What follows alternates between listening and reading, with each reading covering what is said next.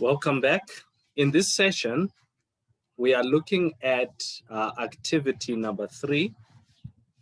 And in activity number 3, you are required to write a report. And therefore, students should be aware that you must stick to the format of how you write a report. Okay.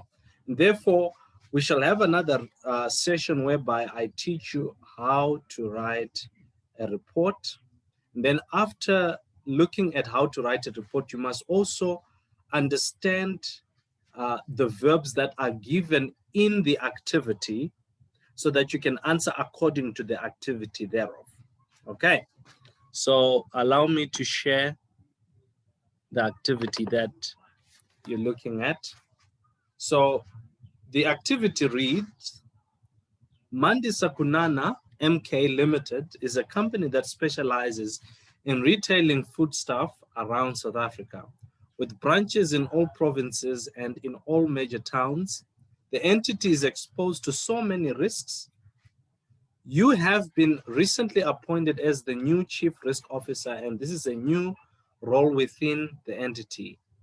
You have been requested to present a report to the board. So things that you need to take note of when you are looking at each activity, right? Especially with this activity, you've been requested to present a report. Secondly, you need to take note of who your audience is or who the recipient is. And in this case, it's the board.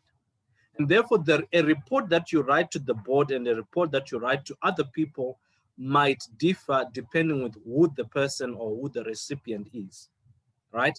Then the third thing that you need to take note of are the verbs within the question, explaining and discussing how the entity should manage risks. In your report, you should be very practical in applying what MK faces. So now, this form of a case requires you to have detailed understanding of the food retail industry in order for you to understand the risks that MK is exposed to.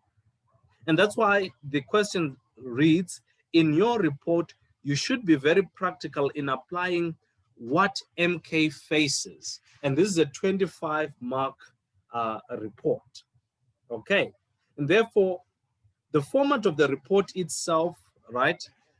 You start with the title of the report, right?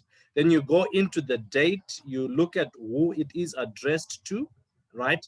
Then it will have your introduction, brief background. After the introduction, you'll have a background, and then you will go into the body of your report. And whilst you're in the body of your report, you're supposed to have subheadings which are written in a different format from the rest of the aspects that are written in the report. And this is what you need to understand prior to writing such a question. And therefore, if you can attempt this activity before you look at how the solution looks like, then it would help you to understand how to write a report and how to address this particular type of question. Thank you.